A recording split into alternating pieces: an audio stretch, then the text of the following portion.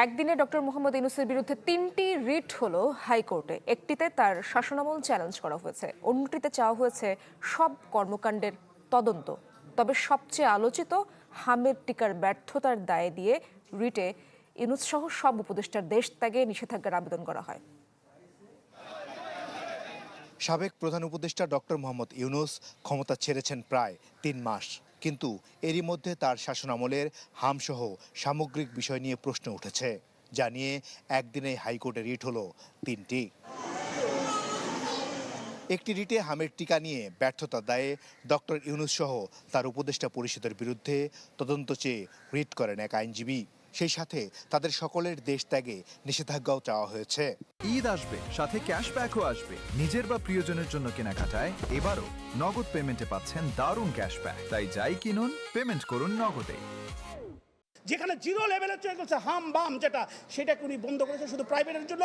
একটা thoroughly investigation করতে হবে, যেটা আইনের 3 ধারা ইনকোয়ারি কমিশন অ্যাক্ট, এবং ইনকোয়ারি না হওয়া পর্যন্ত এই প্রত্যেকটা লোক ডক্টর ইউনূস থেকে আরম্ভ করে অ্যাডভাইজাররা যেন দেশ ত্যাগ করতে না পারে। এদিকে আরেকটি রিটে আইনজীবীরা চেয়েছেন ডক্টর ইউনূসের শাসনামলের সব ঘটনার তদন্ত। আগামী বৃহস্পতিবার তার আদেশ দেবেন হাইকোর্ট।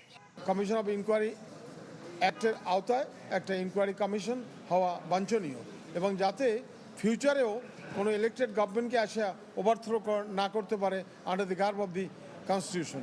ইউনূস সাহেবের আমলে যা কিছু ঘটেছে একটা ইনকোয়ারি করতে, এই যে আমাদেরকে দাসত্বর মধ্যে নিয়ে গেছে আমেরিকার, বা এই যে টিকা বাচ্চারা মারা যাচ্ছে, কেন এইগুলি কিনা হয় না, এইসব টোটাল। আরেকটি রিটে ডক্টর ইউনূসের শাসনামলে হওয়া টেলিকমিউনিকেশন নেটওয়ার্ক লাইসেন্সিং নীতিমালা 2025 চ্যালেঞ্জ করা হয়। পরে হাইকোর্ট এই নীতিমালা কেন অবৈধ নয় তা জানতে চেয়ে রুল জারি করেন। এই আইনটা telecommunication network and licensing policy 2025 কেন অবৈধ ঘোষণা করা হবে না?